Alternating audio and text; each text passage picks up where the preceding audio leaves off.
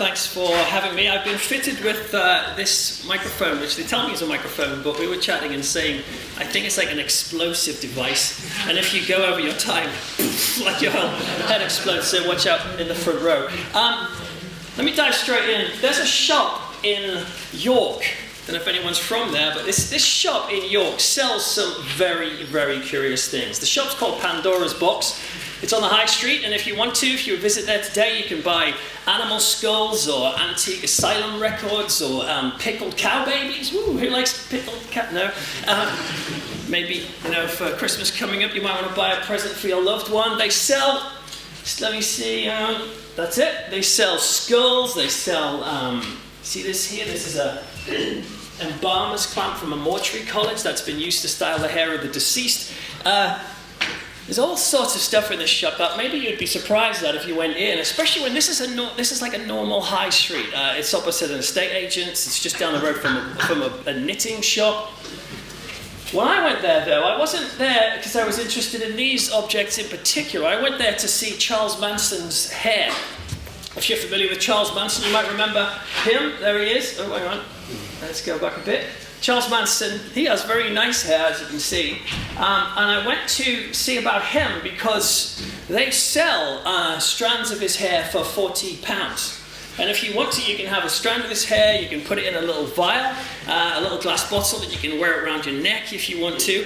And bear in mind, Charles Manson is the man who in 1969 spearheaded or masterminded the brutal murder of a whole bunch of people in near Hollywood, including Sharon Tate, Roman Polanski's wife.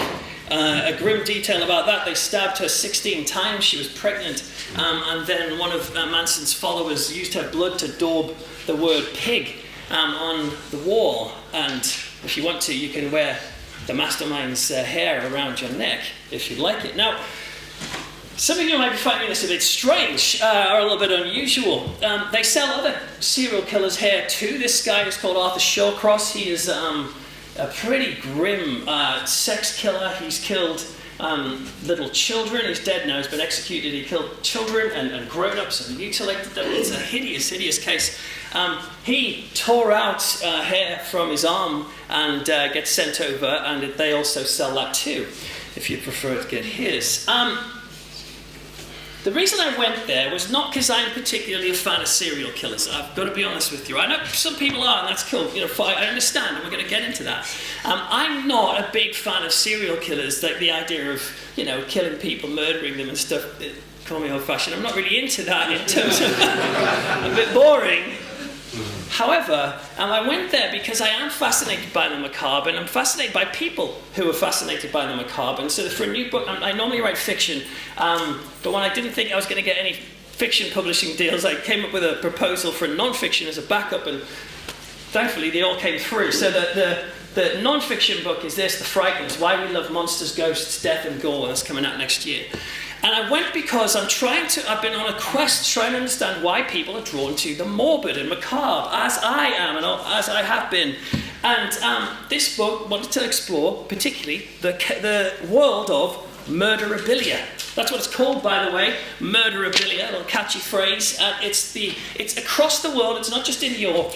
It's the growing market for people who want to buy and sell items that are related to the world's most brutal killers. For example, here's Richard Ramirez. He killed 13 people, including some sex crimes as well. You can buy this little Woody Woodpecker, which isn't that great, but he's not exactly an amazing artist, but you can buy that unsigned. It's about $110. This here is Dennis Rader. You may be familiar with him. If not, he was known from his moniker was BTK, Bind, Torture, Kill, because of his murder method.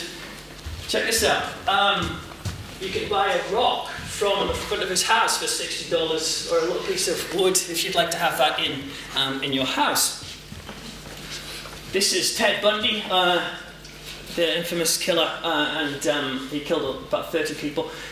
At least. Christmas card and envelope set. This is extremely rare. That's actually $3,000 if you wanted to get that. So this is a thing. The weirdest one, right? I saw this. The most bizarre bit of murderabilia I've found so far is this. I actually, yeah, let's linger on that a minute.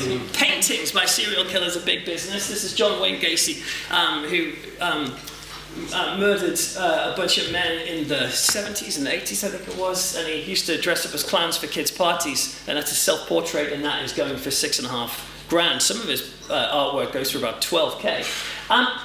But this one, check this, right?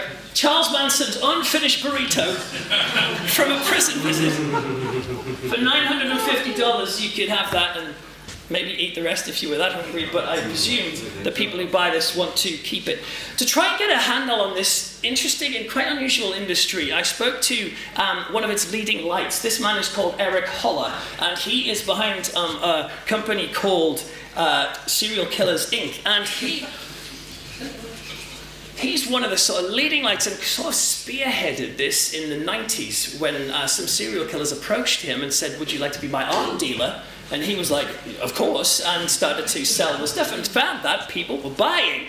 And when I asked him, he said it's university professors, it's soccer moms, as he said, and just everyday normal people who are buying this stuff. If you're interested, the top sellers at the moment are Charles Manson, John Wayne Gacy, Ted Bundy, and the cannibal killer Jeffrey Dahmer, and he sells all around the world, but the United States and good old United Kingdom are the main markets for this stuff. And I suppose it begs the question this, what the hell is going on? Like, what is this? Well, the idea of death souvenirs, do you like this giant font, by the way? When I did this font, I thought it looked like a Stanley Kubrick film, and I was like, that looks cool, but that's maybe just me. When I looked at this subject, I quickly kind of realized that this is hardly a new thing. It's hardly like a brand new idea.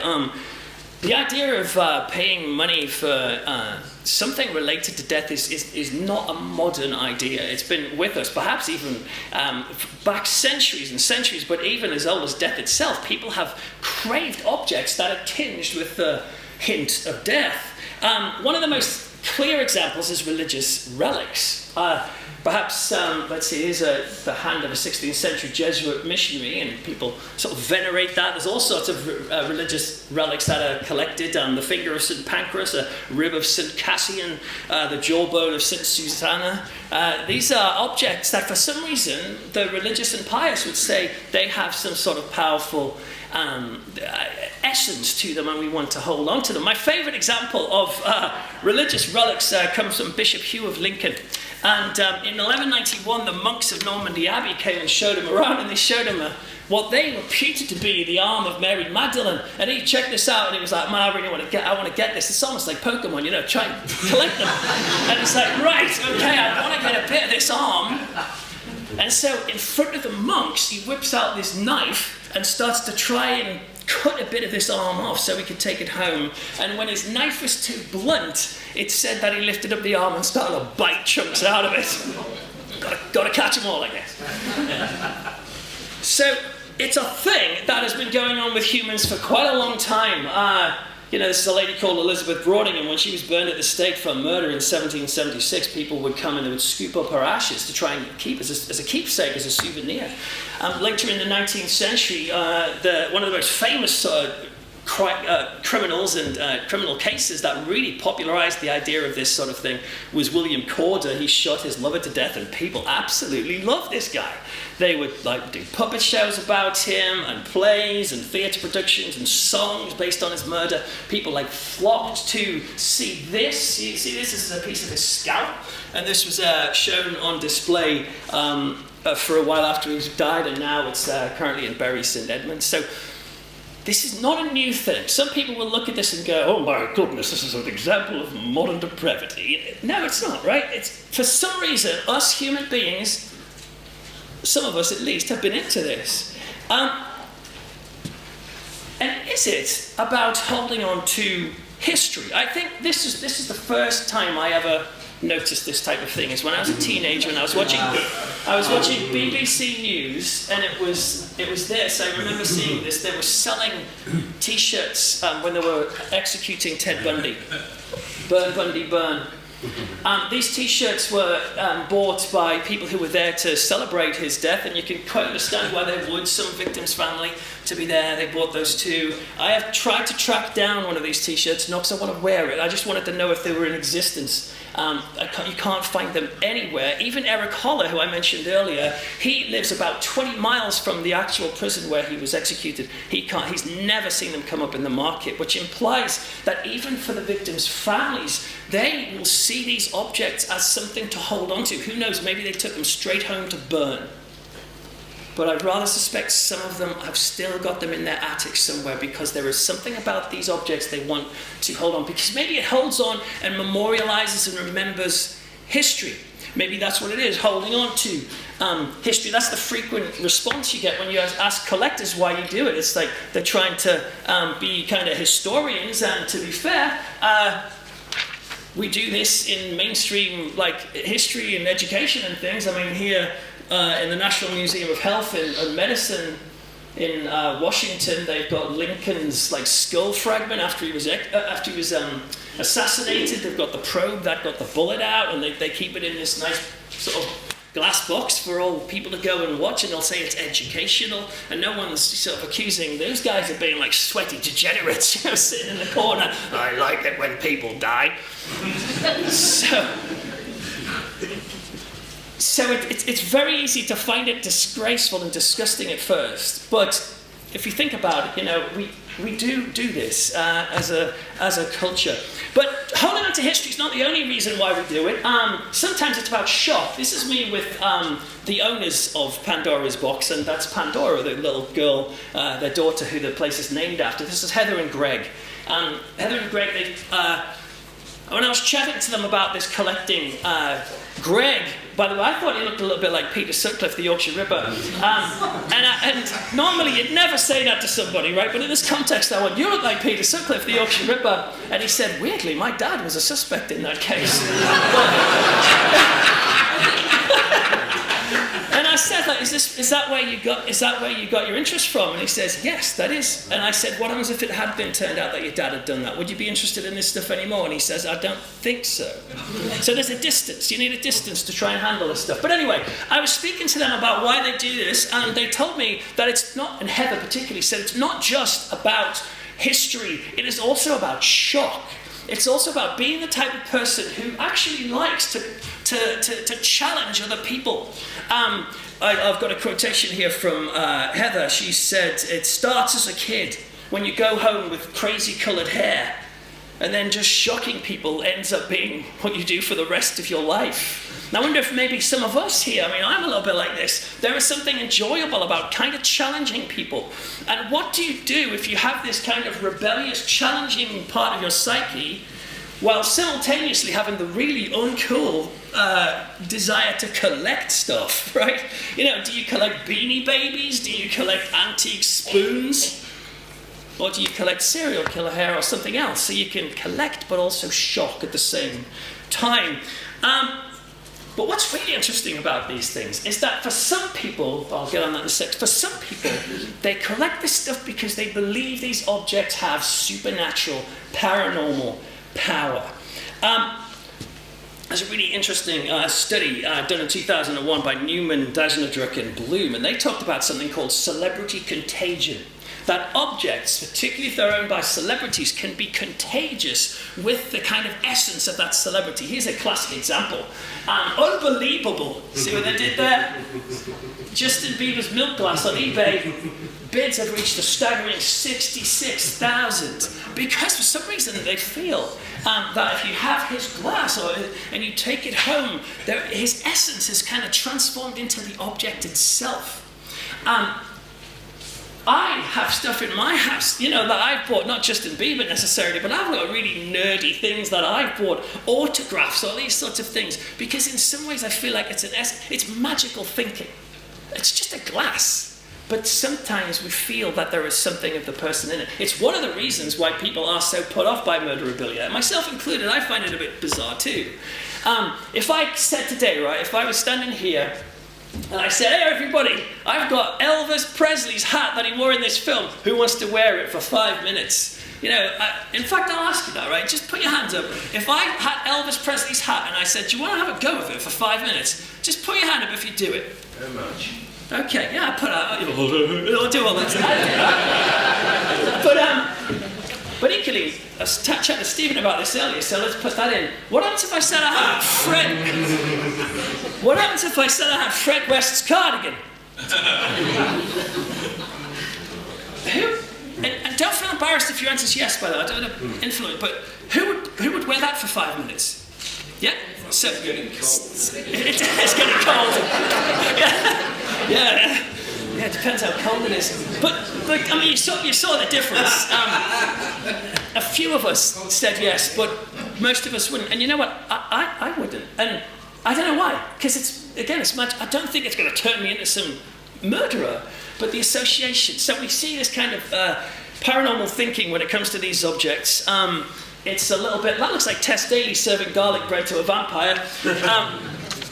But it's this idea of like it having power to ward off evil. I've spoken to some of the collectors and they've said, if I own some of these objects and keep them on my house, I feel it's going to somehow protect me from evil. And so it has a kind of talisman effect. That's why, like I said earlier, for some people they want to wear that piece of Charles Manson's hair around their neck. For some it might be the shock value, but for some they think it's going to protect them from being killed. It's more than history though, it's more than shock, it's about connection as well. The thing about collecting anything, whether you collect vinyl records or porcelain penguins, you know the reason why you collect that stuff, it's not just about the object. Like if some of you guys are Star Wars fans and you buy like a vintage Admiral Akbar from like Return of the Jedi, and you take it home, when you touch that, you're not just touching plastic, you're touching you're touching your memories, you're touching your childhood. There's something about these things. So they have more than just the object itself. And so for some people, when they collect these things, they are connecting in both paranormal ways, but also psychological ways to the situation or the memory. Look at this, right? This is from a website called Dark Vomit. Nice. Painting my numbers set, based on that serial killer I showed you earlier. Learn how to paint like a serial killer. The implication being that you'd want to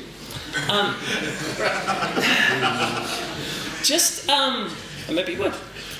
But have you noticed this? This can happen. We can take sort of the most heinous, brutal killers and we can kind of turn them into caricatures. This happens particularly in horror. The column I write for the Fortune Times is kind of horror. I review horror movies a lot.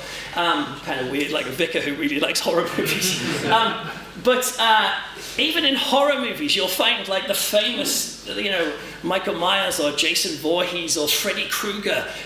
He's like a heinous child molester killer, and then suddenly the Fat Boys are doing a single with him in the mid-80s, and everyone's like, yeah, we're all right with Freddy, he's like a hero. So it can happen that we can morph them into something else. We'll talk more about that in a second. But what about sites like this? This is a website on Tumblr. It's called Ted Bundy Socks.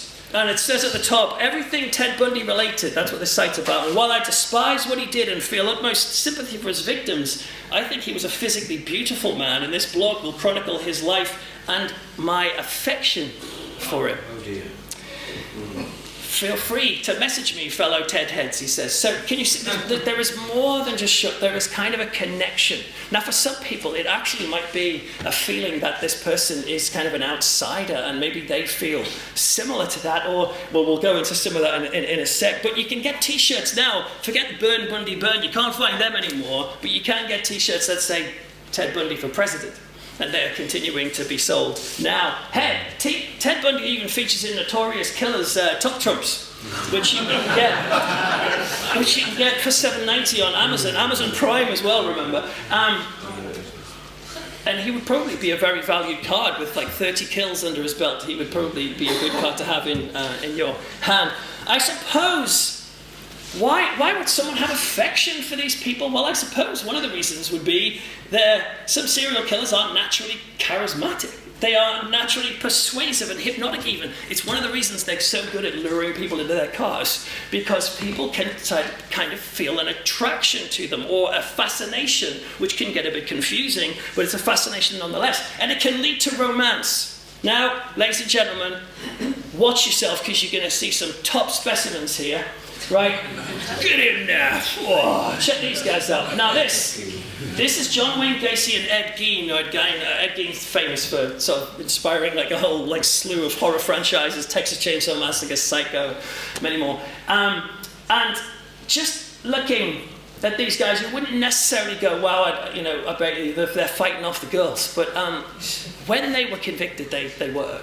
As soon as they got convicted and it was known what they'd done, many women were flocking to talk to them, to write to them, to be part of their lives in some way. Why do so many, not just men do as well, but why do so many females, interestingly, have a connection with these abhorrent men? There's loads of theories, let me tell you some of them. Some people say it's motherly instinct. It's a kind of feeling that maybe we could transform the monster, and I'll be the only one who can understand. I'm sure blokes could feel that too. Maybe somebody said to me once that maybe an evolutionary hangover from when females were trying to find partners that had a track record of physical superiority and can look around at us kind of like metrosexual types and like, no, I won't fight you, and will feel, actually, I like this guy. It's behind this idea of, women liking bad boys, I suppose, and these are the baddest boys, but you know what's good about them? You never have to consummate the relationship. You never have to meet them. You are in total control over someone who has been in control of other people. So I'm not saying this is why I would do it. I'm just saying this is some of the reasons they've told me that why they would collect these things. And to be honest, you see this sort of idea in 50 Shades of Grey.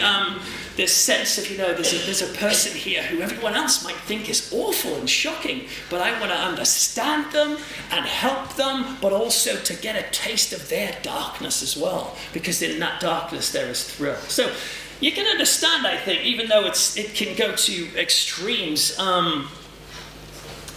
This is part of the Serial Killers Inc. website called Murder Chicks, and it's the ghouls of serial killers Inc. And this is a site where if you want to, they only let girls on this, women on this for some reason. But if you want to, you can upload yourself as a victim, and so that men and women can ogle that, or just think it's a cool shot, or the idea of experiencing being a victim in these things. Maybe they find the violence exciting. Look, I'm going to start to bring it into some sort of theories as what we do when we experience serial killers in our society and why we might do these weird fascinations with them. And Scott Bourne wrote a really interesting and helpful book on why we love serial killers, and it's called Why We Love Serial Killers. Thanks.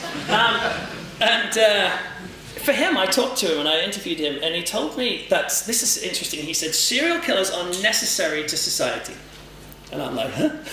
And let me explain why. He says they serve as an important function, because whenever a serial killer strikes and is caught and then is talked about in the news and relentlessly focused upon, it's like a global klaxon sound saying, this is what you don't do. You don't eat people.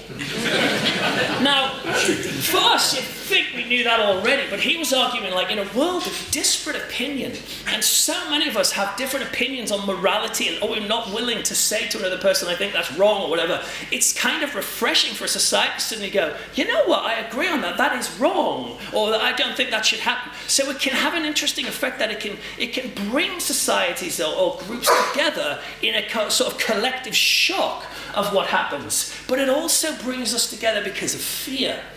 When I'm watching, The Godfather, let's say, in my leafy Georgian market town of Antill, where I'm from, in Bedfordshire, I'm not sitting there going oh my word, I'm so scared, I reckon I'm going to be the target of a mafia hit one day. I never think that. But if I watch something about a serial killer, the problem and the scary thing about them is I'm thinking, I suppose technically, apparently in the UK, there's 2 serial killers working at any one time. Could be one of you guys, you might be looking at me right now. And so you have that scene of, there doesn't have to be a connection. I don't have to be in some weird world of the mafia or anything. You could be a victim. And so we fear this as well. And that kind of helps connect us. And we tell stories around the campfire saying that an alien has come into our midst and what do we do about it? But the problem is this. when the alien is revealed, we start to have a horrible psychological disconnect, because people start saying things like this: yes, he murdered and ate 25 people, but he was so normal. He just looked like anybody else. He looked like you and I. And you hear this over and over again, and we get presented with this scary notion that these people are not aliens. They're not from another planet. They are actually part of our tribe and part of our group. That freaks us out. And so we have to come up with very elaborate ways of pushing them back out of our tribe and making them something different. One way we do it is, Invaders from Mars, anyone like this film? When you start thinking that these people looked like normal people, but they actually got pleasure from killing, that's the scary bit. You can understand a guy or a woman who murders for profit, or even passion. I don't agree with it, but I understand it. But to murder for pleasure is horrifying. But if they look like you and I, it gives us a horrible situation where we don't know if we can truly know each other. We drive home at night and we pull up in our car and we look down the street and like, can I really know my neighbour? Thoughts like this are not conducive to sleep, never mind society. And so we do something clever. We turn them into supernatural beings. We transform them into paranormal entities. Have you noticed how the news newspapers, they don't use religious or supernatural language to describe everyday events, except when it comes to this stuff. When it comes to this stuff, they start using words like evil or monster, or, for example, like I've got some names here of Richard Trenton Chase. He turns into the Sacramento vampire, so he's not even human anymore. Otto Stephen Wilson becomes the LA Ripper. Francis Leroy becomes the werewolf. It's like we're trying to cope with these people being like us by making them not like us. So we do it with this by plunging them into monsterdom, but we also can do it by making them into celebrities. And this is another aspect of serial killer culture which is unusual, the idea of them being celebrities. It's one of the reasons why so many women have said they write to these people, because they're one of the few celebrities who'll actually write back. But what are celebrities? I mean, they're like me and you. Look at them. They're lovely. They're beautiful, right? Look, lovely, nice people. I'm not saying they're serial killers, by the way. Not all of them. Maybe Meryl Streep, I reckon. But look at them. I mean, they're just normal, everyday people. But we have to push them away somehow, and we realize that actually they're more exotic than us. They dance to a different drum. And so, in a way, we make them into either a celebrity, so they're different, or a monster, so they're different. This is blatant plugging, by the way. But just to round up, I'd say, I write these, they're pretty, dark serial killer type books. But you know why I do it? It's because I find death and murder and disease and all that. I find it disturbing, and I find it scary, and it freaks me out. And one of the reasons why I write this stuff and watch so many horror films is some elaborate way of me to try and get in control of my fears. So I'm not doing this because I'm like, let's kill someone in real life. I find it really distressing and disturbing.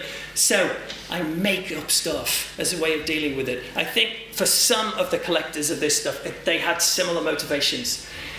I would just say for these murderabilia collectors, they're filing and getting all of these things into control. Heather at this place said that the world is horrible, and I want to take some of these horrible situations and somehow give it a bit of order and beauty. And you might disagree with how they do it, but I think you can see that it's fairly complex as to why people would collect serial killers' hair, but they do.